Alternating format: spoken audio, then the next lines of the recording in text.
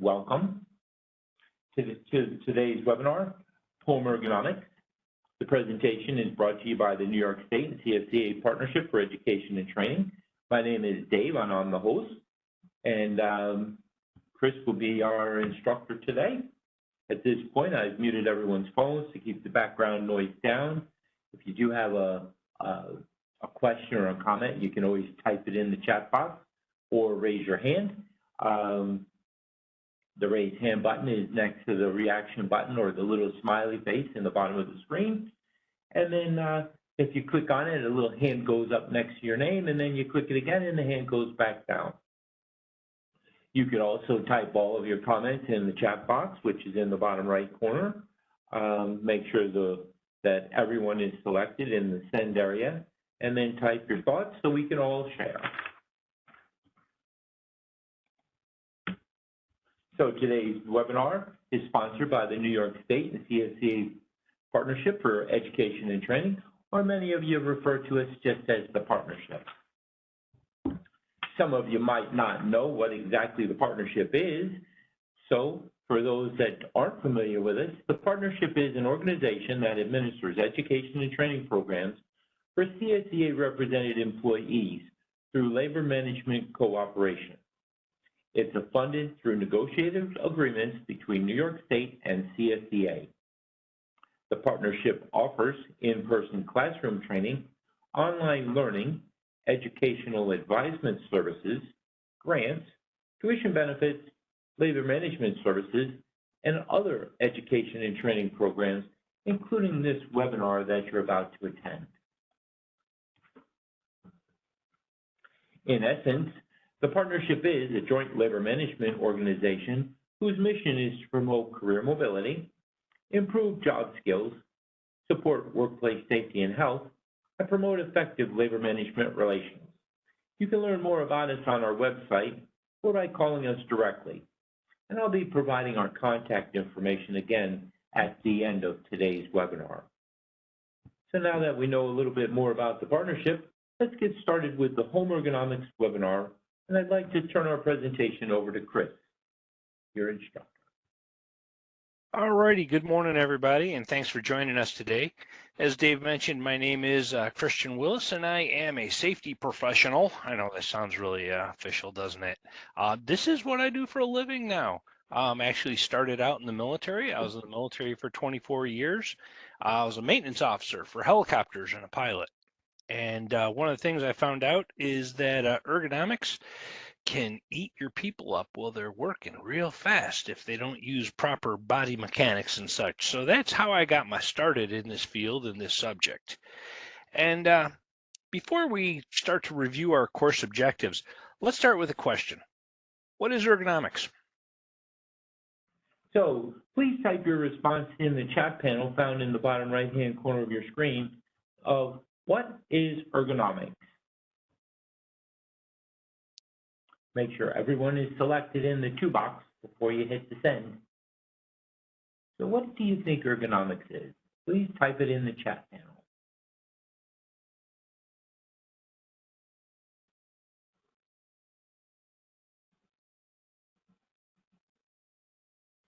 I think everybody's shy today so far, Dave. Oh, there we go. Oh, there we go. Yeah, I think people just need a little time to type. Has to do with the proper safe way to work in your environment. Well, thanks, boy. Do we have anyone else? The study of working. Oh, nice, Thomas.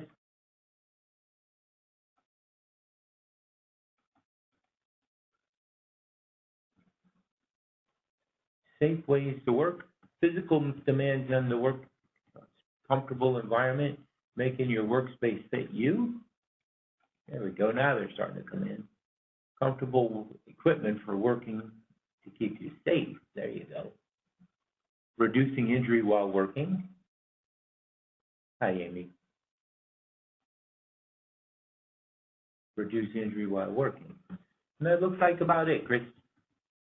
All righty, well, you know what? I think I saw a couple that were right on it. Everybody's really close, but a couple of them were really right there. Thanks for your responses today. So most people associate ergonomics with office work. However, we're here today to discuss how this applies to you working in your home settings. The term ergonomics actually refers to the practice of fitting your workspace to the person rather than the person to the workspace. You might have also come across this word in reference to chairs, keyboards, office equipment, or, perhaps to describe commonly used supplies such as scissors or can openers for people who are left-handed. I happen to have a left-handed sister who is a militant left-handed sister about being left-handed, and she believes that all scissors should be left-handed and right-handed scissors should be the minorities. In general, though, ergonomics is based on making sure your workspace and the supplies that you use regularly match the needs of our body. In today's webinar, we're going to discuss how you can make your home workspace fit or adapt to your physical needs at home. Right now, are there any questions about what ergonomics is before we move on? If you do have a question, please type it in the chat panel. And we will be monitoring the chat box throughout today's webinar. So if you do have a question that just kind of pops in your head that you need to ask, the chat panel is the easiest way for us to communicate. So let's give it a moment. I don't see anything, Chris, so I'm going to switch this over. Okay. All right, I think we're going to move on then. Our objectives for this webinar can be for you to identify the importance of ergonomics, review the factors that can contribute to ergonomics, and recognize strategies for preventing ergonomic injuries when you're actually working from home. In order to teach our objectives today and reach them, we've broken this up in the presentation. We've broken it up into three main topics, and you can see what they are on the screen. Number one is benefits. Number two is potential injuries. Number three is designing your space with ergonomics in mind. We're also going to provide some tips along the way, and we'll be using this slide for our roadmap to guide us through today's content. So do we have any questions? I don't think so. All right, as promised, here's our first sign on our roadmap, benefits. Let's talk about the benefits of home ergonomics. So a moment ago, I asked you to define ergonomics, and now, yeah, lucky you, I've got a follow-up question for you. Why do you think ergonomics is important? So please type in the chat box why you think ergonomics is important to you. Remember to select everyone in the send to box and then type in the enter box. Why you think ergonomics is important.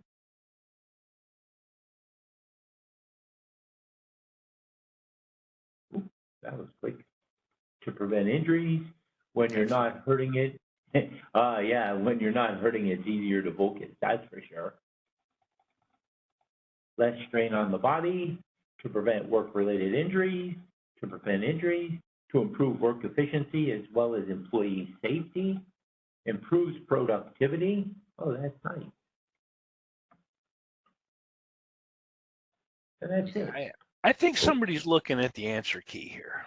Yeah, and we had a couple of, to work comfortably, and then we had another productivity increased, injuries and issues decreased.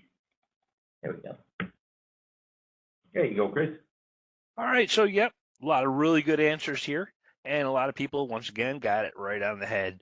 Ergonomics is important because it can help us prevent injury, increase productivity, and feel more comfortable while we're working. I will tell you that my time working in industry, I actually worked in the pharmaceutical field in health and safety. And the worst injury I had to deal with was an ergonomic injury. Of all the stuff I saw, ergonomics, it took a year and a half to help a young lady actually heal from an ergonomic injury. So feeling comfortable in our remote work environments can help us stay focused, improve our mood, and keep us motivated the same way a well-organized space can.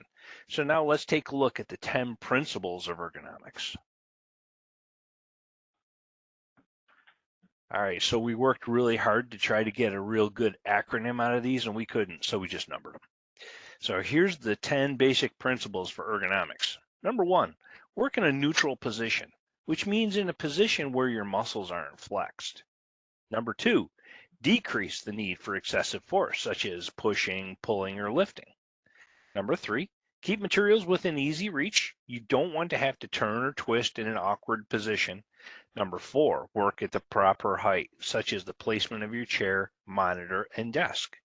Number 5, reduce unnecessary motions. That is, having things you need at your fingertips or within arm's reach. Number 6, minimize fatigue caused by static positioning, which means to maintain a position of exertion. For example, or an example could be that when a person is lifting and then holding a heavy box for an extended amount of time, as opposed to lifting it for a few seconds, only when they're moving it. Number 7, minimize contact stress. An example of this is when your wrists hit or sit on the edge of your workspace continuously when you're typing. Number 8, leave adequate clearance. Clearance is just a fancy word for space. An example of this is the space between the back of your knees and your chair, which we're going to discuss later on. And number 9, move and stretch throughout the day. And last but not least, number 10, keep your environment comfortable. It's kind of ironic that the last response was to work comfortably. Yeah, yep. All right, more employees are working remotely still, so therefore figuring out how to apply these principles at home is important to your well-being. Now we're going to take a look at the potential injuries that may arise. The most common type of injuries that develop as a result of improper ergonomics are musculoskeletal disorders. Musculoskeletal disorders, or MSDs, and I'm going to apologize right now if I say MSDS, because that's a material safety data sheet. It is what we used to use in safety. They've changed to SDS, but we always call them MSDSs. So whenever I see MSD, I just blurt out the last S. So the MSDs, in this case, musculoskeletal disorders, are actually injuries to nerves, muscles, tendons, joints, cartilage, and spinal discs. Some of the most common disorders include tendinitis, my most hated carpal tunnel syndrome. That was the problem that I was trying to solve with the young lady. Chronic back pain and tension neck syndrome. And I can attest to the chronic back pain and tension neck syndrome, as I'm going to physical therapy now to relieve that. All right, so there's many different symptoms that can be early warning signs of improper ergonomics, which result in musculoskeletal disorders and should not be ignored. Some of these symptoms include pain, swelling, cramping, numbness or tingling, weakness, throbbing, clicking sounds in the joints. If these warning signs are ignored for too long, they could become chronic conditions, which are much more difficult to treat. Isn't that the truth? Okay, so we've used the phrase improper ergonomics a few times before, but now we're going to get more specific. What are some of the contributing factors or behaviors that you think lead to developing MSDs? So please type in the chat panel what you think are some contributing factors or behaviors that lead to MSDs, or musculoskeletal disorders. Remember to make sure everyone is in the select to box before you hit the send so we can all see what you've typed. Bad posture, staying in one position too long, sitting improperly, leaning, not having a good work setup. Not enough room, not proper equipment, having to strain at an uncomfortable position, improper chair, oh, that's a good one, repetitive motion, not taking breaks, not moving around enough and staying in one position, not stretching, being tense and straining, uncomfortable positioning while you're doing your job, not stretching, moving the wrong way. Ooh. Michelle, that seems like a good one or a bad one. Well, Chris, I think I've covered all of them. Let me just give a quick look back. Yes, we had a few bad postures. Okay. Well, thanks again for participating, everybody, and giving us some answers. Here are some of the answers that we came up when we were just kind of batting this around in the office. We came up with sitting for long periods of time, bending, twisting, or leaning, maintaining improper postures, performing repetitive motions, making direct contact between joints and hard surfaces for long periods of time, and flexing your wrists when typing instead of keeping them in a straight position, which is their natural position. So do we have any questions before we move on? If you do, remember you can type them in the chat panel.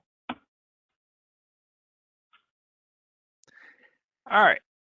I'm going to ask a follow-up question. I know I'm full of it today. I mean them. Bad joke. It's a dad joke. Yeah, I thought it was funny. All right. So the follow-up question is, when we say to keep our wrists in a neutral position, what do we mean? Should they be straight or flexed? So again, in the chat panel, please type whether you think your wrist should be flexed or straight when they're in the neutral position. Ah, look at them. Now, hey, people like typing straight. Straight, straight, straight, straight, straight, straight, straight, straight, straight. Moving, that's the last answer. Everyone, Chris, has typed straight. Well, that's it. You've definitely got the answer man, your answer key at home, and you know the question. So you all got it right. Good job. In fact, your wrist should be straight and your elbows should be at about a 90-degree angle when you're typing. So carpal tunnel syndrome, I mentioned that one before. That's a really common musculoskeletal disorder that targets our wrists and causes pain and numbness in the hands. In particular, it affects those of us who use our hands in a repetitive way, such as typing, playing an instrument, or even texting. Therefore, there is a direct correlation between not maintaining a neutral position and developing carpal tunnel syndrome or making it worse. Yeah, I don't know if we want to make it worse. So a moment ago, I mentioned the term improper posture. I'd like to explain that in a little bit more detail. The official definition is, I got to use my official voice, sitting or standing or lying in a position that puts stress on muscles, joints, ligaments, and or blood vessels. How you like that? I'm working on being an announcer, Dave. That wasn't too bad. A common example of improper posture includes sitting with your legs crossed or slouching over at your desk or laptop. Sitting with your shoulders hunched forward can lead to a sore neck, back, and shoulder muscles in the short term, and weakening of the abdominal muscles in the long term. And that's actually what happened to me, was I didn't realize I was leaning like the picture shows while I was working. Like I had a habit of leaning forward or hunching over. So I've taken the time to sit up a little straighter, keep my neck straighter instead of bent forward like the picture shows, not like a little chicken pecking at the ground. So, and then making sure my chair was at the right height. And then it just took a few visits to the physical therapist to straighten it back up, so to speak. It's still popping cracks though, so I got a couple more visits ahead. Good. At least you're on the path. Exactly. So now let's try another activity. Here you see that we have a diagram of the human body. Please tell us where you might be experiencing muscular pain so we can see how we match up as a group with our most common list of injuries. And you don't have to get super specific. You can say like, lower back, middle back, upper back, shoulders, just general. So there again, in the chat box, please type in any areas that you might be experiencing pain. There we go. We got neck and shoulders, neck and shoulders. That's exactly what happened to me. I didn't have that hip added in. Neck and shoulders, neck and shoulders.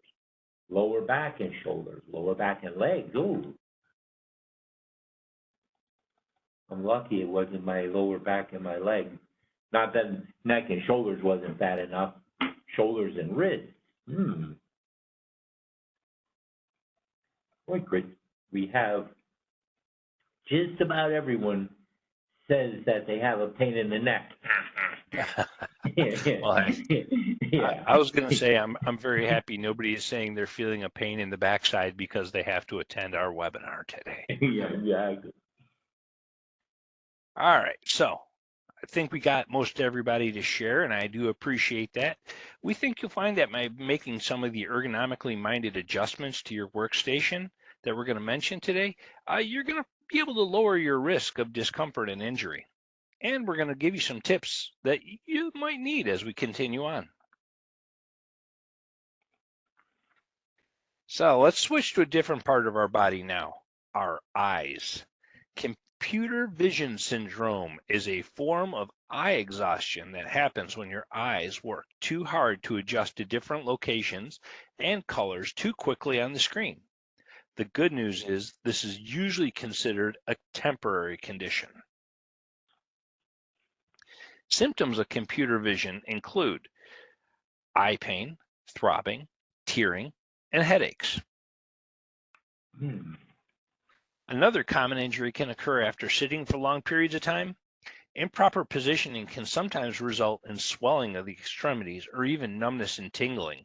Some people may refer to this as their hands and or feet falling asleep. If you look at this position, if you look at this picture, you can see that the person in this position has their knees bent and they have their ankles crossed. This positioning is creating points of pressure at the ankles and disrupting the flow of blood to their lower legs and feet. This disruption in blood flow can lead to swelling and numbness. That's something, huh? Now that we've learned a little bit about potential injuries associated with working at a computer, what do you think the most common work-related injury while working at a computer is? Is it A, wrist injury, B, eye injury, C, neck and back and neck injury, or D, knee injury, or finally E, blood clots?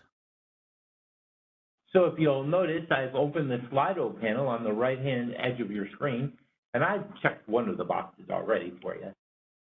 So please make your selection. What is the most common work-related injury while working at a computer? Wrist injury, A, eye injury, B, back and neck injury, C, knee injury, D, or blood clots, which is E. And Chris, we have a bunch of answers coming into the chat panel that are A and C. And then in our Slido box, what happened to Slido? There we go. In our Slido panel, we have the majority of folks have picked letter C, and you can always change your answer in Slido by hitting the little edit button if you need to. I'm going to deactivate the poll. Okay. And All it right. looks like we have a lot of letter C. Okay. C's not bad. And all of these injuries may result from improper ergonomics. However, the most correct answer is A. I don't know if y'all remember during, let's see, the invasion of Iraq in 2001, was it? One of the news agencies lost one of their reporters because he sat in a vehicle without moving too long and did develop blood clots that unfortunately took his life. So, that's a pretty extreme example, but ergonomics isn't a joke. You got to pay attention to it. So before we move on, I'd like you to notice that when I open the poll or the Slido panel poll, the chat and participant panel minimize on everyone's device or their computer or their phone, whichever you're viewing with. So you'll need to click on the little arrow next to the word chat, and it'll go from pointing to the word chat to pointing down, and then it'll open your chat panel back up. If you don't have the little word chat with the arrow, you can always go back to the bottom right-hand corner and click on the chat bubble, and it'll open it back up that way. We'll be coming back to Slido again, but I'd like you to make sure you can still see your chat panel so we can all share responses. And thank you. All right, now let's look at designing your home office environment with prevention strategies in mind so you don't have to encounter any of these injuries. So you might be thinking, okay, I get it. Ergonomics is important and can help me avoid injuries. Now, how do I do it? Well, there's several things you can do in your home office to help you on your way to preventing those injuries. A complete list is available in the Home Ergonomics Guide, which is part of your handouts, but the next few slides will provide you with a few examples. And if you haven't printed or viewed your handouts yet, you can always do that after the webinar. And they were attached to the invitation that accepted you into the webinar and invited you to today. So you would have had an attachment. You would have saw it looks like a little Word document. There's a little PDF document, and I know that the PowerPoint slides are generally attached as well. So you'll see your attachments after you close out and do your eval later. You'll be able to go back to the invitation that got you here today and print them, look at them, save them, do what you would like with them. There we go, Chris. All right, so the first thing that you can do is raise your monitor, and that should be placed so that the top of the screen is at eye level. Well, there are desks and risers that can be purchased to help you raise your screen. Using a cardboard box can be an easy, low-cost solution. Just make sure that the box is sturdy enough to support your monitor or laptop. I took one of the letter baskets from the office here and flipped it over to put my monitor on top. I'm sure that those baskets are strong enough. All right, we talked about computer vision syndrome earlier, but how can we prevent it? Well, this can be accomplished in your home office environment by adjusting the display settings on your screen, reducing the glare, and periodically cleaning the screen. You can also, and this is probably one of the most important points, make sure that the top of that computer screen is at eye level so that your eyes aren't always focusing downward.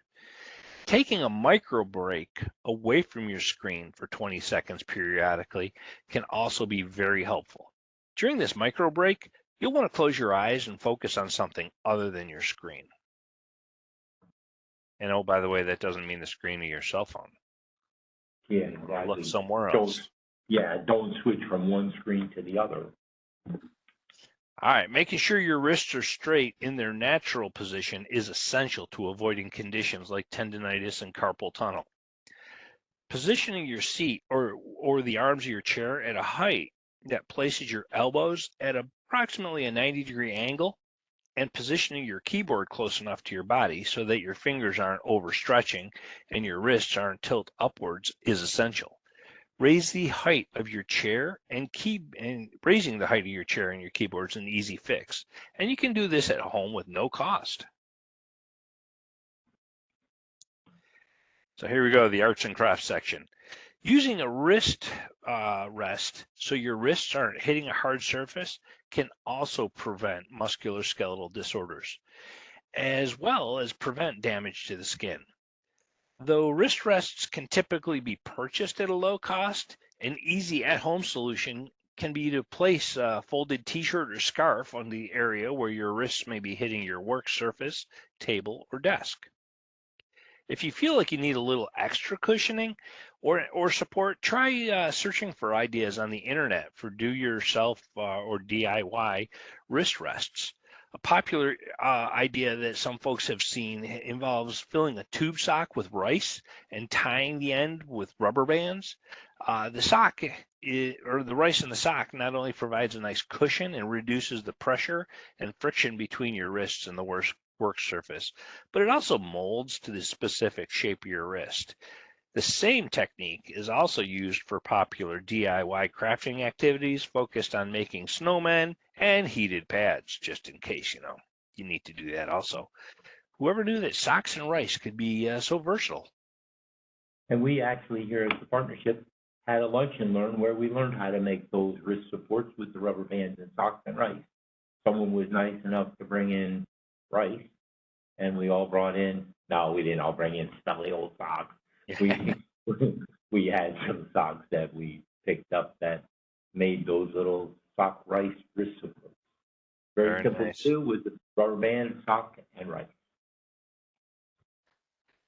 All right, if you're using a laptop, you might find that its keyboard can be a little bit cumbersome, particularly when figuring out how to elevate it, elevate your monitor and still hit that keyboard. The easiest solution is to use a detached keyboard and mouse that aren't connected to that laptop.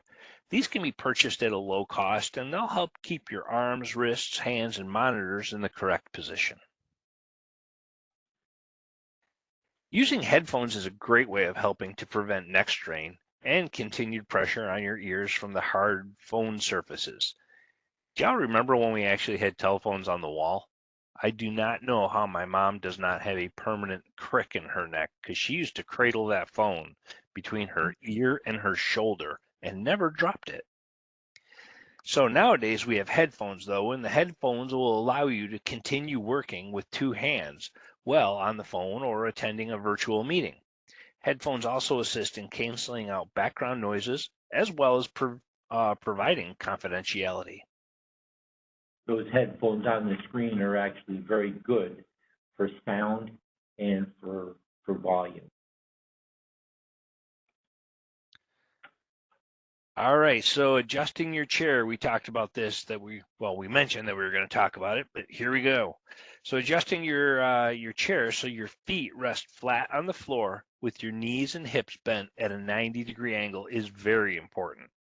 It helps to keep your spine in a neutral position and can help avoid muscle strains and MSDs. If your feet don't reach the floor, use a step stool or your favorite couch cushion to raise them slightly.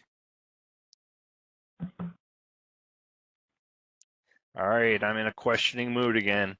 Now that we've reviewed a few tips, what's one thing that you might try at home?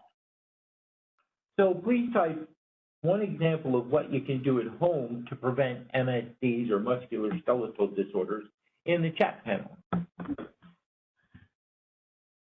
Stand up and move around. Yeah.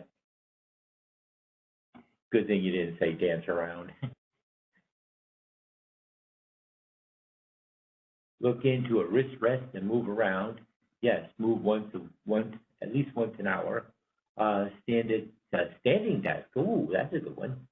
Try wrist supports. Attach a wireless keyboard and a mouse to my laptop. That's what I have. Sit straight with my knees on the floor. Adjust my screen height. Good one, Amy. Feet flat on the floor. Raise my monitor. What else do we have? Move around, wrist supports, move my monitor. Use a desk and a chair instead of a couch or a bed. Ooh, that's absolutely. Yeah. Use a pillow for lumbar support if needed. Yeah, I have a pillow here at work where every once in a while I'll wedge that behind me to force me to sit up straighter. Adjust my mouse for comfort. And Chris, that looks like maybe that's it. All right. That's a good number of responses, and it looks like everybody's got some pretty good ideas about how to start to employ these ideas of ergonomics at home. That's a good deal.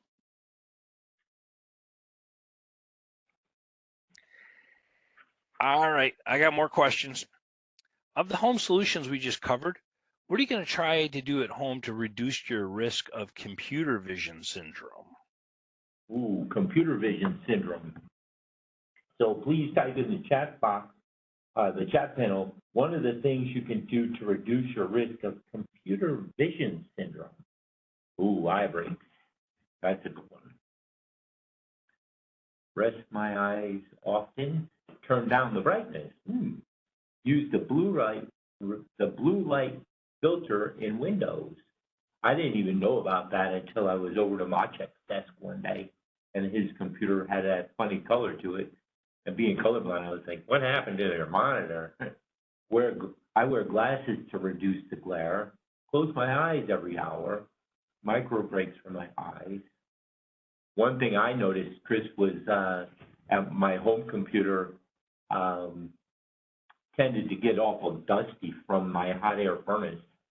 Ah, So I had to dust the dust off once in a while, yep. just because the heat blew up over the back. I use blue light protective lenses in my glasses and use dark mode where I can. Oh, interesting, Megan. Thank you. Micro breaks for my eyes. Go away from my computer often. Yeah, Rochelle.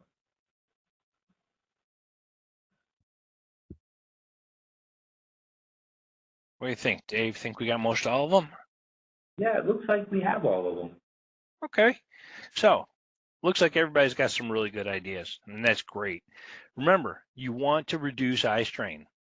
Like what Dave was saying, wipe down your computer screen every day, get the dust or smudges off of there. All right. Removing dust particles and smudges makes it easier to see. A lot of people also have their contrast set somewhere in the middle so that the colors are a little bit more neutral. Another tip is trying the 20-20-20 rule.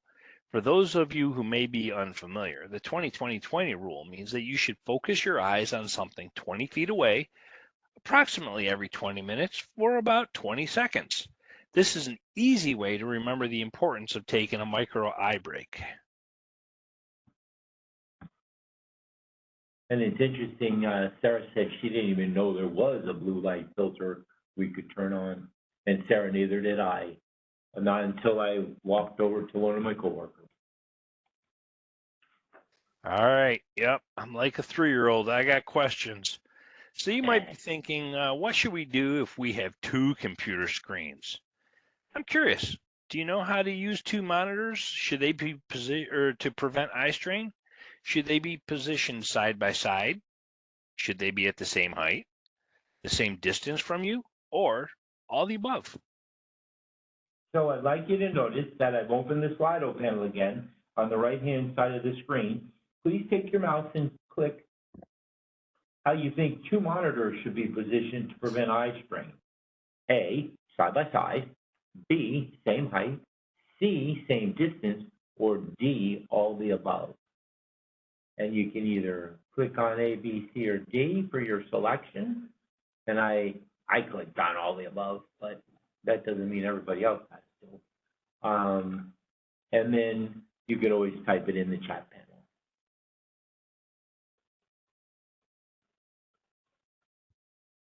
Well, Chris, it's kind of funny because no one's picked anything but letter D. Let me see what the chat box looks like. These are all good test takers then. Yeah, the chat panel, we have one person in the chat. There's a question, can you repeat the 20-20-20 rule? Yeah, that's so about after. yeah. So every 20 minutes, you just take a 20-second break, looking away from your computer, and you want to look 20 feet away. So every 20 minutes, a 20-second break, looking 20 feet away. So every 20 minutes, take a 20-second eye break, looking about 20 feet out. Sure enough. Okay. Which is sometimes hard if you're in a cubicle, but you can always stand up. Yeah, working from home, I like to look out the window once in a while and see what might be walking by my yard. There you go. So I've deactivated the poll, Chris, and just about everybody. There was no one who typed anything in the chat panel for this, but the overwhelming majority was letter D, all the above. Yep. D. Remember, as my son told me, my son is very good at taking tests. I think he could probably pass a nuclear physics class if it was a multiple choice test. He's that good at it. And he told me if they ever have all the above, pick it every time. So yeah, D is the right answer here. In order to reduce how hard your eyes are working in terms of moving and refocusing, it's important to position the monitors side by side at eye level and at arm's length, the same distance away. All right, here we go. You guys are going to be the ergonomist. That's our word for the day, the ergonomist. All right, so let's look at this person's position really closely. What positional changes would you recommend in order to prevent numbness, tingling, or swelling of the feet? So please type in the chat box what my daughter Amber would be recommended to prevent numbness, tingling, and swelling in the feet. And yes, that's my daughter Amber. Sit at a desk. Sit in a chair. Sit with your feet flat. Not sitting against, sit against the wall. Uncross those feet. Sit in a chair with your feet flat on the floor. Get up. Feet flat. Adjust an adjustable chair. There we go. Well, there's some answers for it. Bring your laptop to the proper height. Yeah. Sit at a 90-degree angle with your feet flat and get up periodically.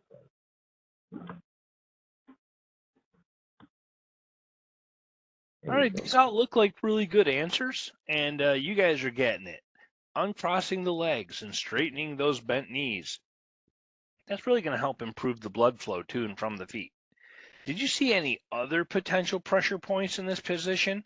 And what would your recommendations be for this person to modify their position to prevent any numbness and swelling, especially of those other pressure points? So did you see any other potential pressure points in the picture?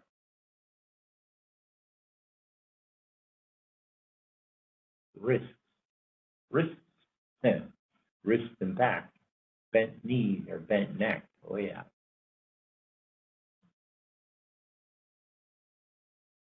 Uncrossing those legs.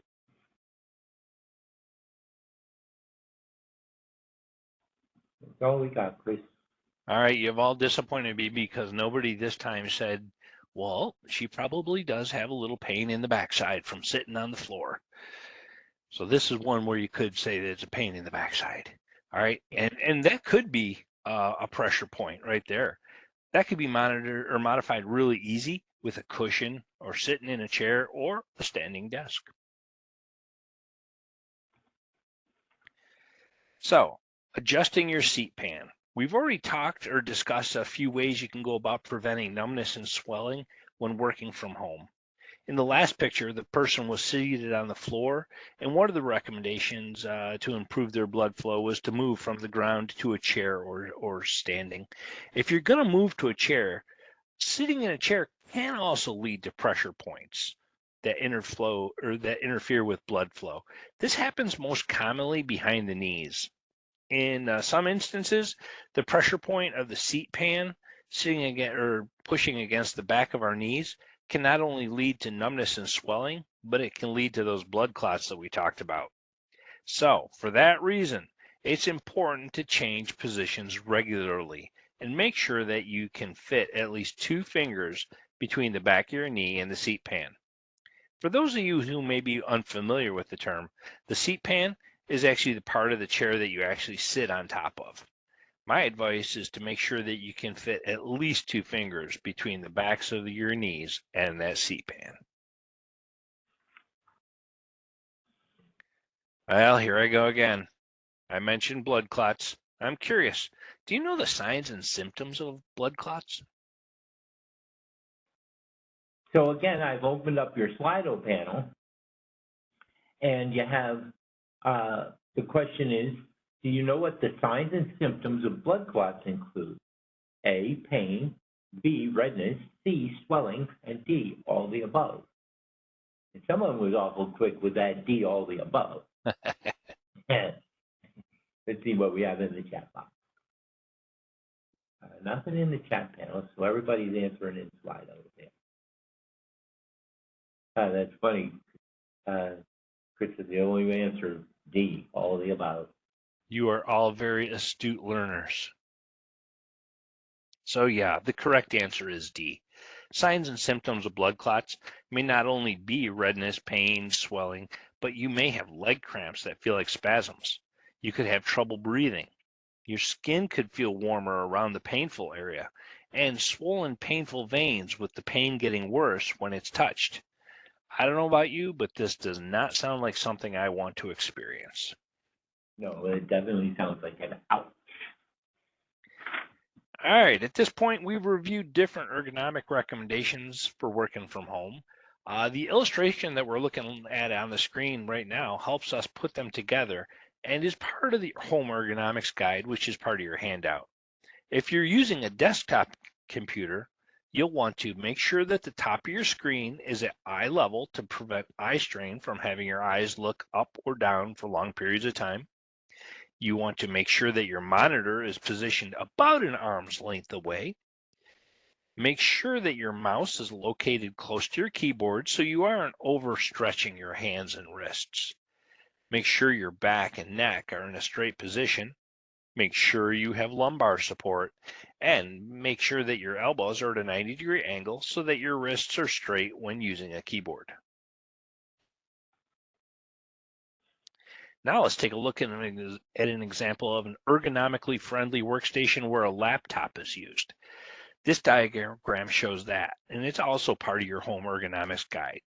You'll notice that our goals are the same, yet achieved a little differently to accommodate the difference in size and shape between the laptop and desk computer. Again, we should be making sure that the top of the screen is at eye level to prevent eye strain from your eyes from having to look up or down for long periods of time. And this may mean, in this case, that you need to set your laptop on a raised and stable surface. As you can see here in the diagram, a sturdy cardboard box can be a good option, or a letterbox like Dave's using. The monitor is positioned about an arm's length away. You have attached a mouse and keyboard located to your laptop or located close to your laptop so that you aren't overstretching your hands and wrists to get to them. Your back and neck are in a straight position. The lumbar area of your spine is properly supported and your wrists are at a 90-degree angle your elbows are at a 90-degree angle so that your wrists are straight when using a keyboard. Again, make sure that you have adequate lighting to prevent eye strain, injury, and or damage to equipment. All right, I'm feeling it come on again. More questions. We've covered a lot of information on these last diagrams, so let's make sure that we're all taking away some of the most important details. When using a laptop, what can you do to make sure your screen is at eye level while maintaining your arms at a 90-degree angle? So there again, I've launched our last Slido panel for today. For this webinar anyway. So please select A, attach a keyboard. B, use a wireless mouse. C, prop up your laptop. Or D, all the above. And you know what the majority is said already, Chris. I don't even have to say it. D, all the above. Fantastic. All right, everybody is correct if you pick D. That is the answer. All these adjustments combined can help you reach your ergonomic goals. And I do promise that is our last poll. And there again, to open your chat panel, just click on the little arrow that points to the word chat. So it points down and the chat box will open back up for you. All right, so that was a lot to cover. You should be taking away some important things from today's webinar. Number one, it's important to adjust and move your body to help prevent musculoskeletal injuries. An adjustment can be as simple as uncrossing your legs, straightening your back, or lifting your arms into the air for a few seconds. Number two, take a quick 20-second micro break every 20 minutes or every so often to stretch your arms and legs, and close and reopen your eyes, focusing on something 20 feet away to help improve blood flow and prevent eye strain and headaches. And last but not least, make sure you fit your workspace to your body and take the time to position the equipment that you use in a way that places the least amount of stress on your body. Support those joints, use good posture, and maintain a neutral position. To help you remember what to do at home, we've created a checklist which is in your handouts on page 9 of the Ergonomic publication. We hope you're going to make it a priority to take these important steps to work safely from home. Thank you for attending the webinar today, and I'm going to be turning this back over to Dave at this time. Well, thanks, Chris. If you do have any questions after today's webinar, please remember you can always call the partnership at the numbers on your screen, 518-486-7814, or outside the Capital District, you could call the 800 number, 800-253-4332. And then you can always email us